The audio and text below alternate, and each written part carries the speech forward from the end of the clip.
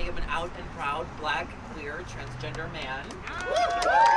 Philippe Cunningham made history when he was elected to the Minneapolis City Council 2 years ago.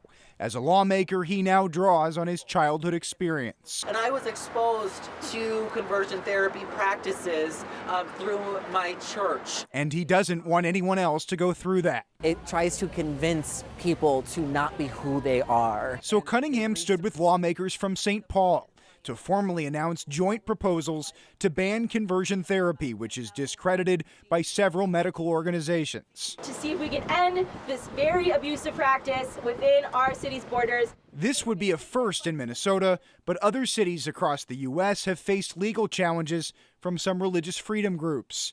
New York City, for example, just repealed a ban to avoid fallout from a lawsuit, something local lawmakers say they'll learn from. We have wonderful city attorneys who have spent a lot of time making sure that we have thorough, strong language in our ordinance. In Tampa, a judge also overturned a ban, saying it should be left up to the state. In Minnesota, a conversion therapy ban has come up at the state capitol after the DFL-led House passed the measure this year.